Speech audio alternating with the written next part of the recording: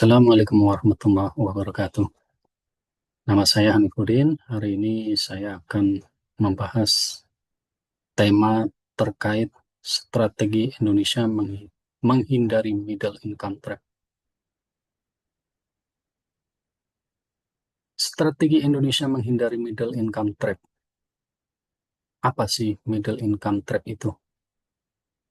Middle income trap adalah kondisi saat sebuah negara sudah berhasil mencapai tingkat pendapatan menengah, tetapi kesulitan untuk melangkah lebih jauh untuk menjadi negara maju.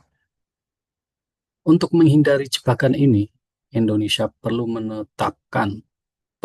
melaksanakan kebijakan-kebijakan yang saling mendukung dan fokus pada pertumbuhan ekonomi jangka panjang. Tiga kebijakan utama yang harus diperkuat adalah kebijakan fiskal, kebijakan moneter, dan pengelolaan utang luar negeri.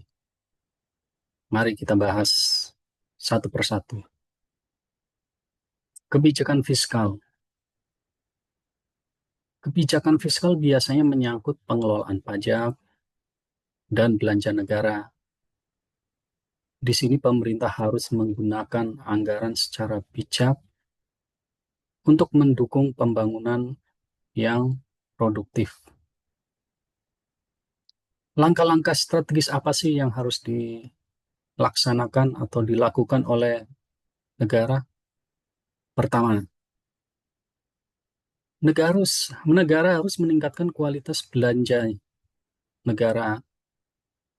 Dengan cara fokus belanja negara harus diarahkan ke sektor pendidikan, kesehatan, riset dan pengembangan, serta infrastruktur. Serta anggaran pendidikan perlu ditingkatkan kualitasnya agar SDM Indonesia memiliki keterampilan sesuai kebutuhan industri di masa depan.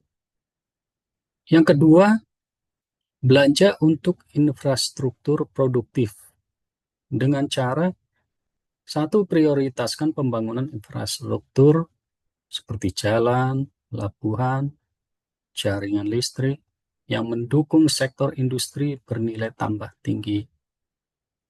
Kedua, misalkan mengalokasikan sekitar 30% dari APBN untuk infrastruktur, khususnya yang mendukung konektivitas digital dan logistik. Yang ketiga, reformasi pajak. Perluasan basis pajak dan pengurangan penghindaran pajak, terutama dari sektor korporasi, dilakukan dengan melakukan digitalisasi sistem pajak. Terapkan pajak progresif untuk mengurangi kesenjangan sambil memberikan insentif bagi industri padat karya. Subsidi yang lebih tepat sasaran. Apa sih subsidi yang harus diberikan pemerintah kepada masyarakatnya? Salah satunya alihkan subsidi energi, misalkan BBM, ke pendidikan, riset teknologi.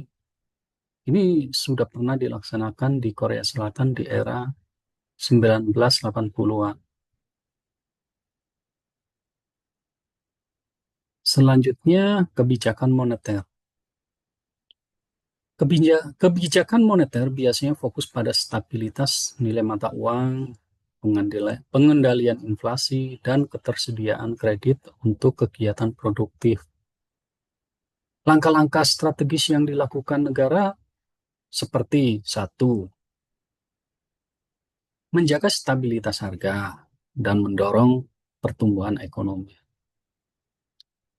Dengan cara satu, menjaga inflasi di kisaran 3 atau sampai 4% dan memberikan insentif pembiayaan murah untuk UMKM dan startup berbasis teknologi, serta gunakan skema pembiayaan alternatif seperti modal ventura untuk mendukung sektor-sektor inovatif. Yang kedua, langkah strategisnya adalah menguatkan nilai tukar rupiah dengan cara kurangi ketergantungan impor dengan mendukung penggunaan bahan baku dalam negeri, seperti nikel untuk baterai kendaraan listrik. Yang kedua, intervensi pasar falas atau valuta asing dilakukan secara hati-hati untuk menghindari dampak negatif Dutch disease. Yang ketiga, mendorong inklusi keuangan. Percepat digitalisasi keuangan lewat perbankan digital, lewat QRIS, dan penguatan fintech agar lebih banyak masyarakat bisa mengakses layanan keuangan. Saat ini, tingkat inklusi keuangan Indonesia masih sekitar 80% dan perlu ditingkatkan lagi.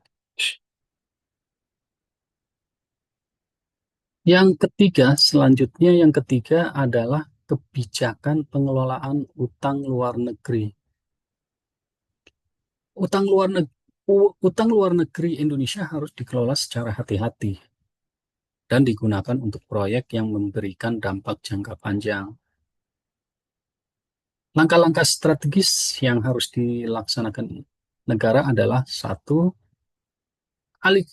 alihkan fokus utang ke sektor produktif dengan cara gunakan utang untuk proyek seperti hilirisasi industri, misalkan nikel, bukan untuk konsumsi seperti impor energi, serta jaga rasio utang terhadap PDB tetap sehat.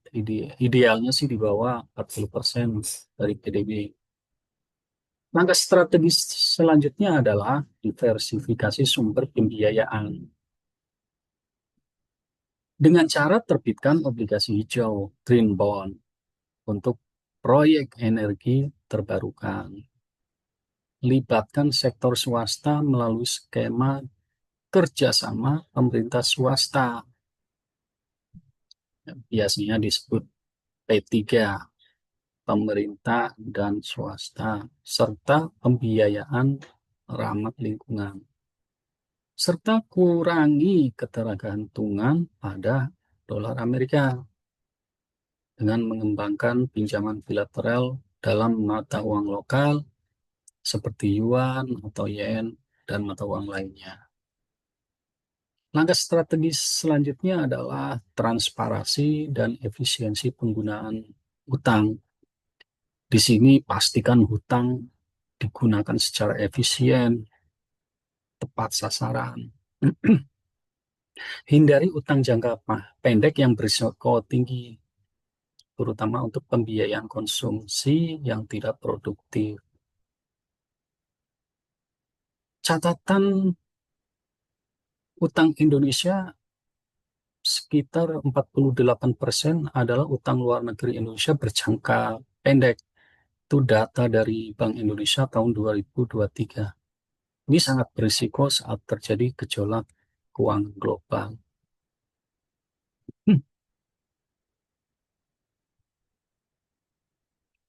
Pendekatan terpadu dan rekomendasi tambahan dalam menghadapi middle income trap. Satu, pendekatan-pendekatan yang akan dilakukan, satu adalah koordinasi antara kebijakan fiskal dan moneter.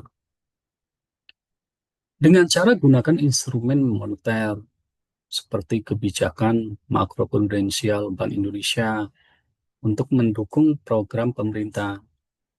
Misalnya pembiayaan proyek infrastruktur. Yang kedua, peta jalan menuju industri 4.0 dengan cara prioritaskan sektor industri seperti elektronik, otomotif, makanan, minuman, tekstil, dan kimia dengan insentif pajak serta perlindungan terbatas. Pendekatan yang ketiga adalah antisipasi risiko global dengan cara perkuat cadangan devisa minimal setara 6 bulan impor Indonesia. Bangun kerjasama swap mata uang dengan negara G20. G20. Pendekatan yang ketiga adalah pemberantasan korupsi dan konsistensi kebijakan. Karena peningkatan 1 poin indeks persepsi korupsi itu akan dapat meningkatkan investasi asing hingga 1,5%. Sumber data dari Transparansi Internasional.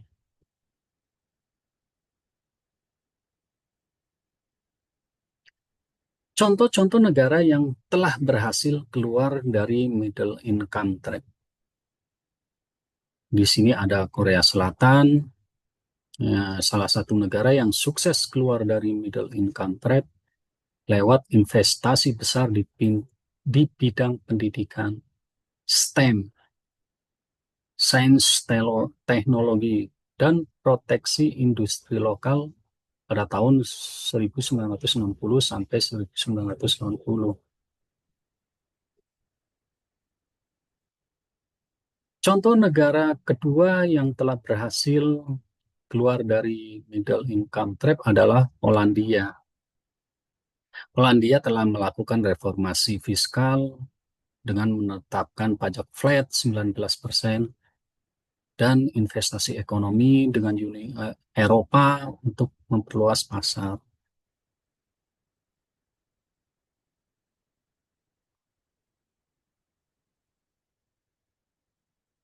Kesimpulan dari paparan hari ini, dari ulasan hari ini, agar Indonesia tidak terjebak dalam middle income trap, strategi pembangunan harus berfokus pada satu, peningkatan kualitas sumber daya manusia melalui pendidikan dan pelatihan keterampilan.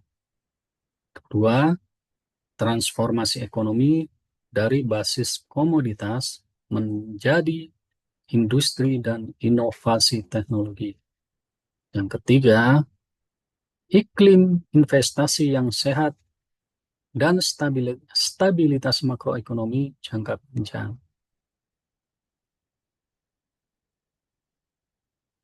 Peran kebijakan fiskal, moneter, dan pengelolaan utang harus saling mendukung dan dijalankan secara konsisten demi mewujudkan Indonesia menjadi negara yang maju superpower. Terima kasih. Assalamualaikum warahmatullahi wabarakatuh.